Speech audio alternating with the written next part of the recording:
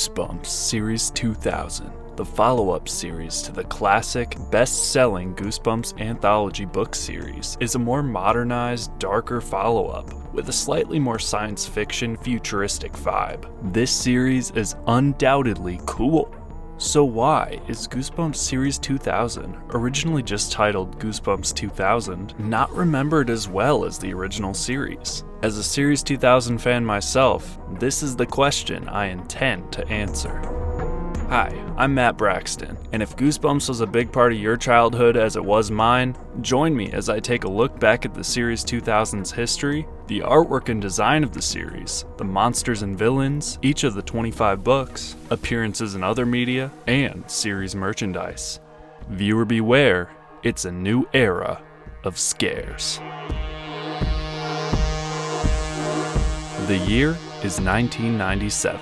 The end of the year is just around the corner. A new potential future, a new dawn, a new age. 1998 was coming up fast, and soon it would be the turn of the century, the future. The original Goosebumps series' final entry was just released, Monster Blood 4. Though Cry of the Cat was heavily advertised in the Monster Blood 4 book, even including the artwork on trading cards, it was decided that Cry of the Cat would be the first in the new series rather than the final original Goosebumps entry. A new series, a new year, with new opportunities, and Stein seized that opportunity to bring a sense of modernity, of maturity, to his iconic brand. Tim Jacobus returned from the original series to produce cover art for each of the 25 Series 2000's releases. Jacobus was previously hand-selected by Scholastic to create 60 of the original 62 Goosebumps books cover artworks, as well as the cover art for the first entry of Give Yourself Goosebumps. This was likely due to his brilliant use of twisting perspectives, mind-bending patterns, and most importantly, Jacobus's use of bright, passionate, deep color. The fiery reds and pungent greens, the calming blues and nervous yellows, the twisted worlds and horrifying villains lit up by dynamic lighting or sheltered in darkness, waiting for the perfect moment to pounce. Yet something seems to be missing from Jacobus's 2000 works. Something is different.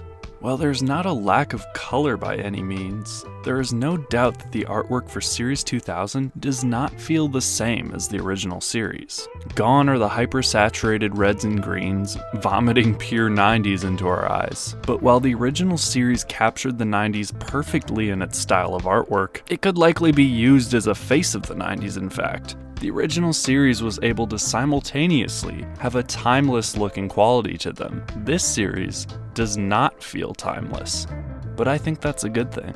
Series 2000, aside from a few outliers, opts for colder, darker tones and night skies, a more modern and real feel. Series 2000's cover art and design embodies the sci-fi era in the 80s and 90s. More specifically, what the 80s and 90s thought future technology and the world would look like. For instance, the computers and Alien, the Batcave and Batman, Back to the Future, this retro vintage feeling view on modernity, likely with roots in Y2K and feelings of a new age, a new century, the future, all work together to set the series' design apart from its predecessor. The kids who grew up with the original Goosebumps series are a few years older now. This new, more mature feel for now more mature fans is, needless to say, cool. This is, after all, a new series for a new era of scares. The Series 2000 monsters themselves have this retro-modern vibe as well, while the villains in the original series, like Slappy or the Camera, and the anthology format overall for that matter, took direct inspiration from mediums like The Twilight Zone and other classic horror movies. This series provides the same for its monsters and villains, along with a more sci-fi magical approach. This new, darker feel creates the monsters and villains from magic and science, or a mixture of the two, giving the monsters a more grounded, real feeling. When the main antagonists aren't aliens with high-tech gear, They're science experiments creating evil twins. When there aren't alien science fiction aspects, the reader would be likely to find magical elements like the Black Ring and spells in Revenge R Us. Many entries featured adaptations of classic ghosts and monsters, but always with a clever Goosebumps twist, like the werewolf in the living room, which the cover art always reminds me of Scooby-Doo the Reluctant Werewolf. While the original series didn't shy away from using adaptations of classic monsters or science fiction endings, this series' retro-modern feel and more mature, darker-toned artwork once again brought a sense of daring to the series. Part of the draw of Welcome to Dead House, the original Goosebumps book, was how dark and surprisingly violent it was. How it pushed the envelope of what was okay for kids to read, being challenged countless times in libraries. As the series became more and more goofy over time, Series 2000's reclaiming of the series' original tone, if not a tad darker, again makes the series feel like a whole new era. This pushing the envelope, almost anti-establishment, sophisticated but also childlike quality is what made the Series 2000 iconic, though it could also be why the series is less remembered than its flashier, in-your-face 90s predecessor. Here, kitty, kitty. Here, kitty, kitty. Here comes the bride. Here comes the bride. Teacher's pet. Teacher's pet. Enter the new millennium of fear. Goosebumps Series 2000 by R.L. Stine, wherever books are sold. Get ready to be scared, really scared.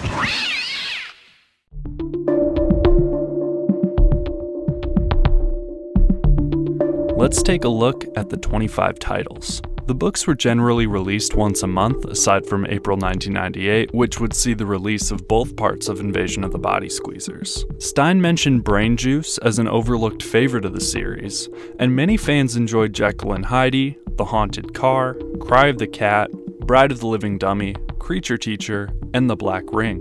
Return to Horrorland was also finally remembered, acting as a proper sequel to One Day at Horrorland and retconning the events of the Escape Horrorland video game.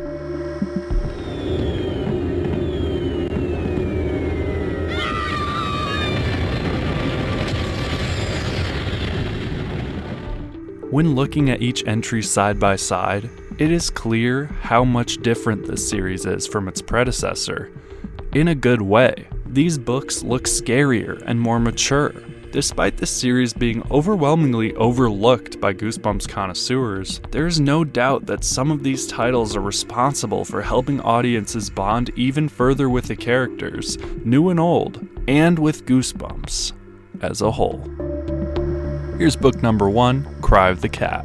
This book took heavy inspiration from Pet Sematary by Stephen King, and involved two kids, Allison and Ryan, who are in a school play, having to deal with a cat that keeps coming back to life. This cat can scratch people, taking part of their life force and in return, turning them into a monster as well. Book number 2 was Bride of the Living Dummy. After Jillian is given the ventriloquist dummy named Slappy, strange things start happening, like a wedding ring going missing, and all signs point to the dummy wanting his bride, a doll named Mary Ellen that's owned by Jillian's twin sisters, that seems to want Slappy right back. This is book number 3, Creature Teacher. When Paul attends his new boarding school, he discovers that his teacher is none other than a monster, and whoever is at the bottom of the class rank, who Mrs. Marg, the creature teacher, calls the food chain, will be eaten. Books number 4 and 5 in the series came out in the same month. They are Invasion of the Body Squeezers, Part 1 and 2. Jack Archer is convinced something strange is going on at his neighbor's house. Mr. Fleshman always wears all black, hardly ever leaves his house, and never says hello to anyone. Then Jack spots a mysterious creature through Mr. Fleshman's window. It's big and gray with rotten-looking flesh. Jack has never seen anything like it on Earth. Could it be an alien? If it is, Jack will have to convince everyone that an invasion is underway. In Invasion of the Body Squeezers Part 2, there's an alien in Jack Arthur's bedroom, and he's not sure what to do. He tried to warn his parents, teachers, and friends about the invasion, but everyone has just laughed him off. But the huge, ugly space creature is no laughing matter. It's determined to squeeze the life out of him and then do the same to everyone on planet Earth. I thought it was really neat that part 1 and part 2 don't have separate artwork. In fact, both covers are part of the same piece when you put them together, and I think that's pretty neat. After the first 5 in the series, the rest of the books are as follows. Book number 6, I'm Your Evil Twin, Revenge R Us, Fright Camp, Are You Terrified Yet, Headless Halloween, Attack of the Graveyard Ghouls, Brain Juice, Return to Horrorland, Jekyll and Heidi, Scream School, The Mummy Walks, The Werewolf in the Living Room, Horrors of the Black Ring, Return to Ghost Camp, Be Afraid, Be Very Afraid, The Haunted Car, Full Moon Fever, Slappy's Nightmare, Earth Geeks Must Go, and Ghost in the Mirror. Book 26 and 27 would have been The Incredible Shrinking Fifth Grader and When the Snake Bites, respectively. But due to a lawsuit between Parachute Press and Scholastic, Stein's contract was allowed to expire, and the 2 books and the rest of the series 2000 books for that matter did not come out, despite artwork for Incredible Shrinking Fifth Grader being completed by Jacobus, which I must admit is a sad end for this overlooked but great and spooky series. It's not in your closet. It's not under your bed. It's coming for you. The best-selling book series is getting scarier.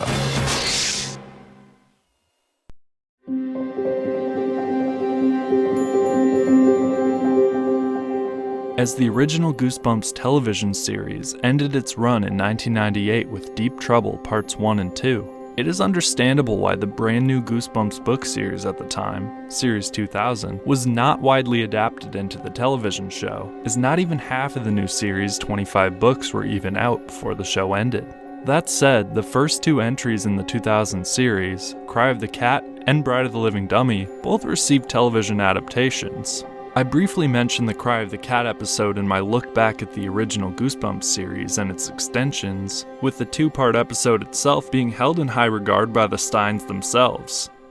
Possibly. The Steins greenlit the project and responded saying, "You're either completely insane or this is the best episode of the entire series." The 2-part episode begins with a spooky scene where a cat monster attacks the 2 main characters. Cut!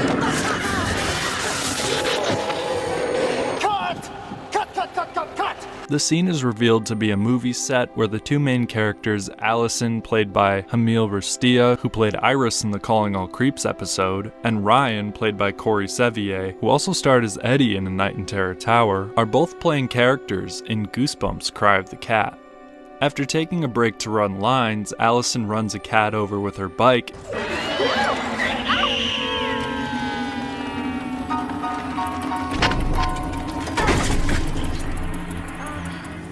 Can anything else go wrong today? And goes inside the house the cat came from. She stumbles across the cat's owner, a girl named Crystal, who says the cat named Rip is not like other cats. Rip's scratches allow him to steal, quote, a piece of you each time he scratches. This causes Allison to begin acting cat-like, even putting her own life in jeopardy. Stay away from the edge, honey.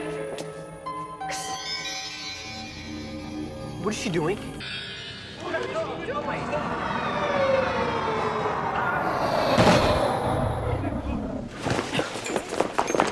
Allison, get me an ambulance now. Don't touch her, don't touch her. The cat follows Allison around trying to scratch her and scare her as revenge for hitting it with her bike. Eventually, after things go wrong on the cemetery film set where the fake headstone was placed on Rip's real grave. I don't get paid enough for this.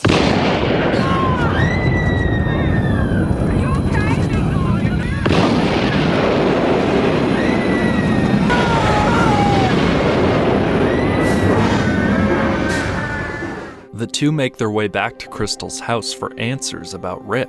They are tricked into Crystal's basement where her mother steps out of the shadows, revealing she has been mostly transformed into a cat due to Rip's scratches. This is what would be in Allison's future if Rip wasn't stopped.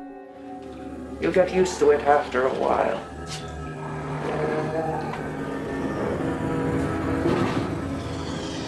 I'm sorry. I'm so sorry.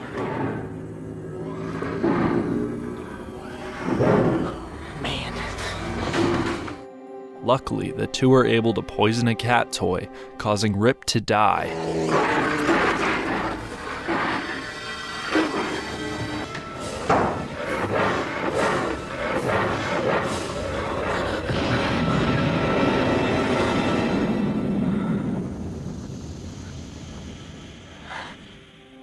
The mother's appearance returned to normal, and the whole episode is revealed to be a part of the Cry of the Cat movie.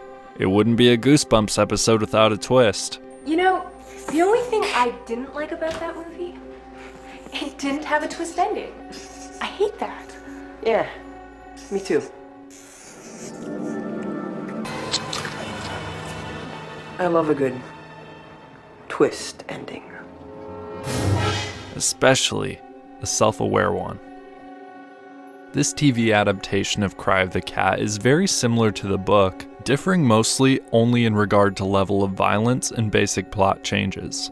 For instance, in the book, rather than surrounding Allison as a film star working on a Goosebumps Cry of the Cat movie come to life, Allison is a student acting in a play. While the quotes about the TV episode I mentioned earlier gave the episode its praises, the overall plot in the show was almost a scene-by-scene adaptation with only subtle differences from its printed counterpart. The changes made for the TV adaptation mostly just toned down the violence, keeping Cry of the Cat as kid-friendly as the rest of the 90s show. Despite the newer series trying to be slightly more mature like the original series' roots in Welcome to Deadhouse.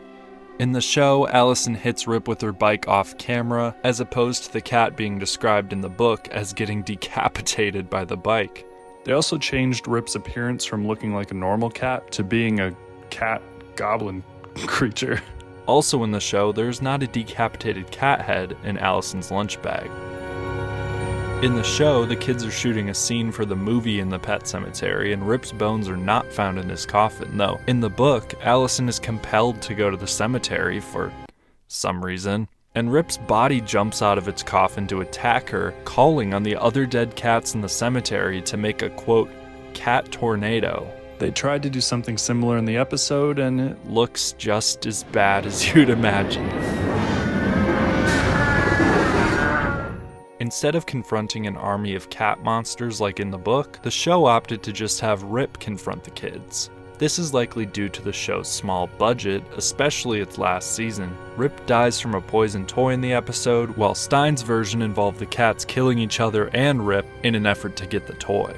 While the change from a theater set to a film set was not major, the idea that the whole episode, aside from the twist, was part of the movie was interesting. Though the episode still very much faithfully adapted the book, almost scene by scene. The changes made were not quite as impactful and jaw-dropping as the producers and the Steins made it seem, but both versions were good. As Cry of the Cat was initially meant to be the last mainline series Goosebumps book, it was a great meta ending to the Goosebumps television show, with a bunch of cool Easter eggs from other episodes thrown in, and the book paved the way for a new, darker era of Goosebumps.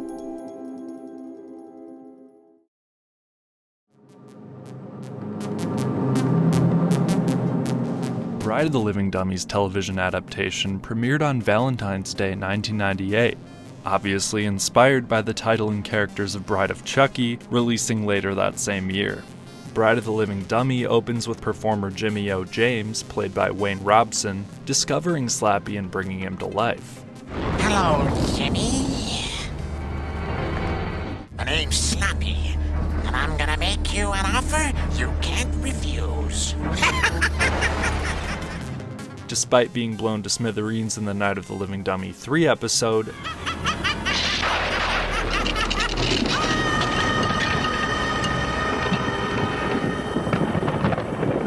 Slappy looks completely fine. Could this have taken place before the events of the other installments? Is it a mistake they hope no one would catch, or is this just another example of the "oh, you thought you killed him, guess again" horror trope?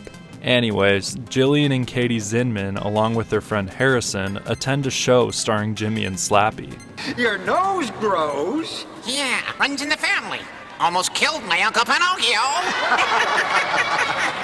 The three are played by Andrienne Benedier, who is also Stephanie in The Headless Ghost, Sophia Bennett, and Michael Vollins, respectively. I think they're a fine-looking bunch of boys and girls. Don't you think they're a fine-looking bunch of boys and girls? Huh? Last time I saw faces like these, they were hanging upside down in a fish market. Jimmy gives Slappy to Jillian after she overhears Slappy and him arguing. Jimmy lied to Jillian about Slappy's ability to move and talk, saying he put electronics in the doll to be more lifelike. Once Slappy is in the Zinman home, strange antics start to play out. Katie, what are you doing down here? Mary Ellen is mad at you. Really? I'm shaking. She wants Slappy to stay upstairs in our bedroom with us. Katie, get this thing off me! Katie, help me! You and Mary Ellen were a big help. I guess Slappy isn't happy. Like "I Want My Bride" being written on a mirror with lipstick, and Mrs. Zinman's wedding ring going missing. Mary Ellen, where are you?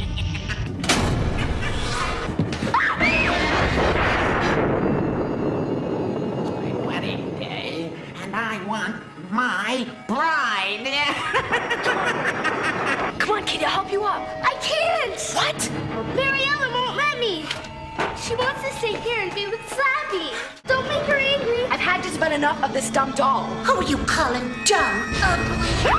It is finally revealed that Mary Ellen, Katie's doll, is alive as well and wants to marry Slappy. And what Mary Ellen wants, Mary Ellen gets.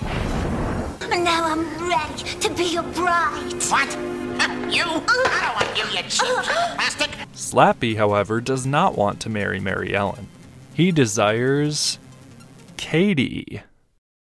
You rotten old piece of wood! This causes a fight to break out, and the two evil dolls are chopped up by a saw blade. You guys cut me up!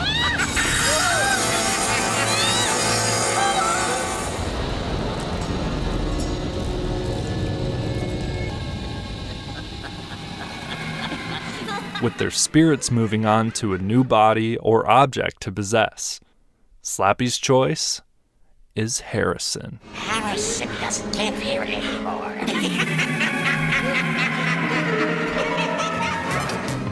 The episode did not change much from the book, similar to Cry of the Cat, acting as a relatively faithful and good adaptation. The largest adaptation change involved the Zinman twins Katie and Amanda in the book, both treating the Mary Ellen doll as a real person, to just be Katie in the show. This is likely due to the extra character being unneeded, though creepy twins are a common horror trope not really utilized in the Goosebumps TV series, so it wouldn't have hurt. In fact, the idea of two heads being better than one could have made treating Mary Ellen like she was real far creepier, as two kids would be doing it, rather than just one. Regardless, the changes were similar to the Cry of the Cat episode in that the episodes followed the book plots very faithfully, aside from some minor changes to make the on-screen adaptation flow. The acting in the Bride episode was far better than the Cat episode, and both had some cheesy special effects, but hey, that is just another reason why I love the 90s Goosebumps show so much. The puppeteering, the attention to detail, and following the books they were adapting. Aside from Slappy's hair color. The love put into this goofy, spooky, iconic 90s childhood staple.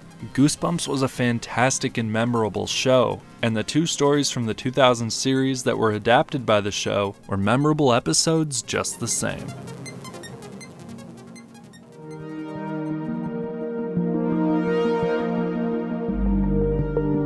Aside from the classic 90s show, some of the Goosebumps 2000 characters also appeared in the 2015 movie and certain video games. In the 2015 Goosebumps film, where a group of kids must work with R.L. Stine, played by Jack Black, to trap all of the Goosebumps villains back in their books, there were minor appearances from the Body Squeezers.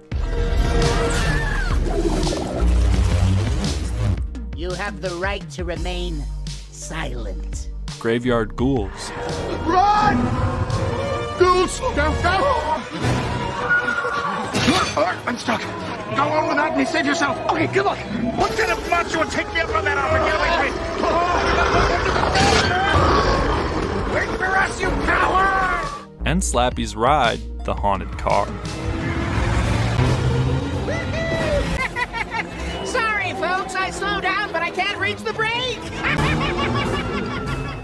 Each villain was altered a bit to fit the look of the film, but still kept a similar enough look for viewers to know what the villains were referencing. While the movie wasn't the perfect adaptation of the different Goosebumps series by any means, it was a decent film, and the amount of work put into both the costumes and CGI, only relying on CGI when absolutely necessary, was commendable.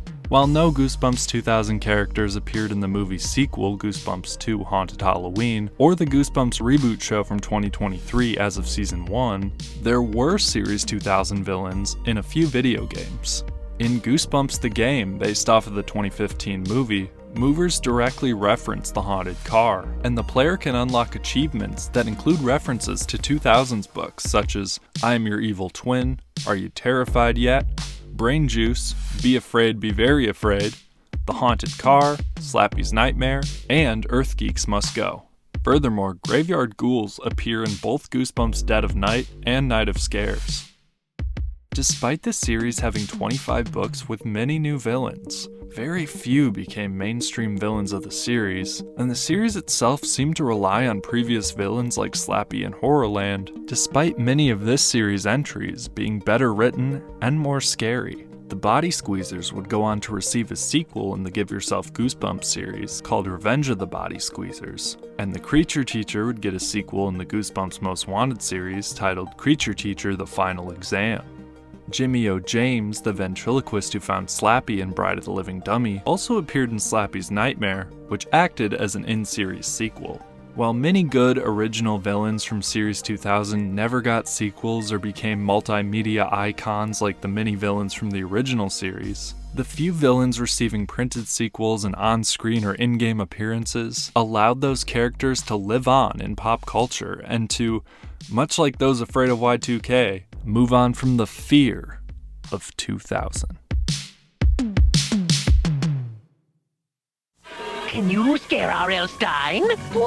Look inside Lunchables for a chance to win a trip to New York. Many will enter, you will win. And help R.L. Stine write a Goosebumps Series 2000 book. You're not chicken, are you? No,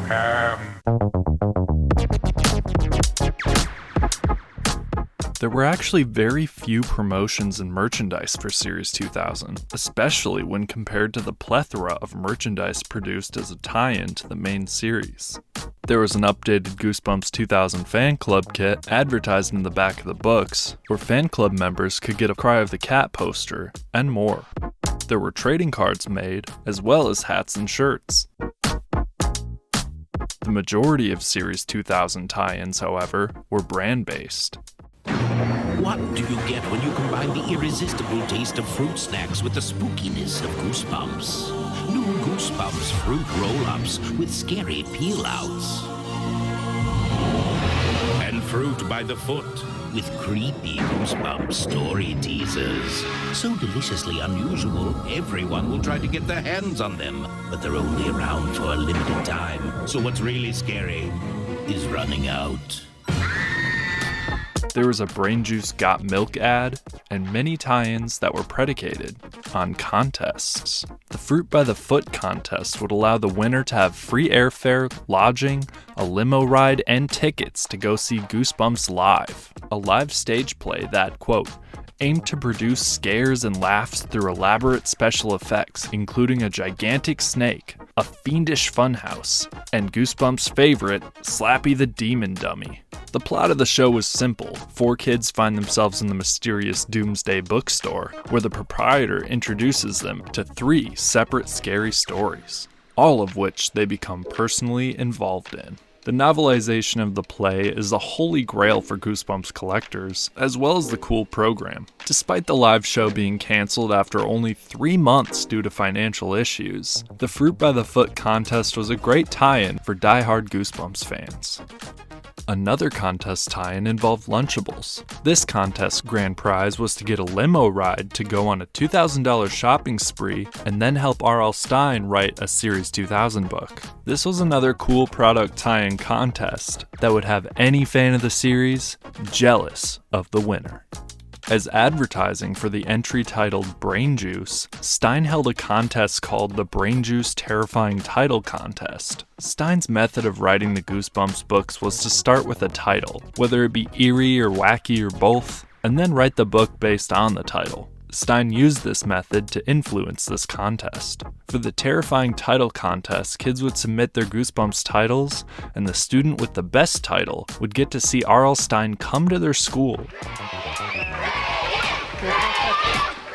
and write the book. Okay, they have a black lab. What's the dog's name? We need a good name for the dog. Somebody in the back row. Yes. Yes. Seth? Seth for a dog?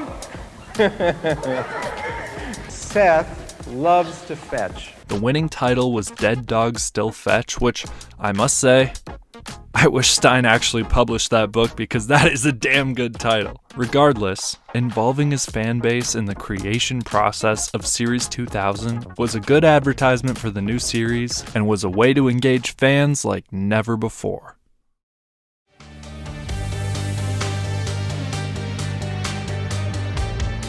R.L. Stine seized the opportunity to bring a sense of modernity and maturity to his popular, iconic anthology series, right as the turn of the century approached. Ironically, only one book was released in the year 2000, The Ghost in the Mirror, while The Incredible Shrinking Fifth Grader and When the Snake Bites were both set to release in the following months. With artwork even being commissioned for the prior, the series was abruptly cancelled due to a lawsuit between Parachute Press, Stine's wife's publishing company, and Scholastic.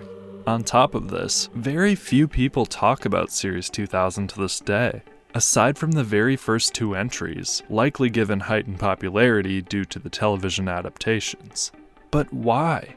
Why was Series 2000 so much more easily forgotten than the original series, when in some ways, Series 2000 can be better? The sleek artwork and design, the sci-fi cool monsters and villains. On one hand, I can see why one could think this series looks somewhat bland compared to the predecessor, and why people could pan it.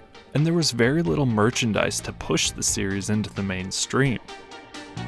The very set-in-time retro-modern feel of Series 2000 was a look into a possible future. Looking back on the series about 25 years after it came out offers a new look back to the past on what the future could become. A nostalgic look back on the future, the present. The darker tone may have lost some of the fans that preferred comedy and the rad 90s tone, but this modernized, darker, more mature tone is the perfect tone, the perfect series, Series 2000, to give me goosebumps. Hey everyone, I'm Matt Braxton. I just wanted to say thank you for watching my Goosebumps Series 2000 video. I hope you'll leave it a like. I hope to share it around. We need to recoup our investments for our top-of-the-line tinfoil hats after all. And I hope you'll subscribe so you're notified of my next A Look Back video, a look back at Goosebumps Horrorland, one of my favorites, if not my favorite Goosebumps series. So, I'll see you then.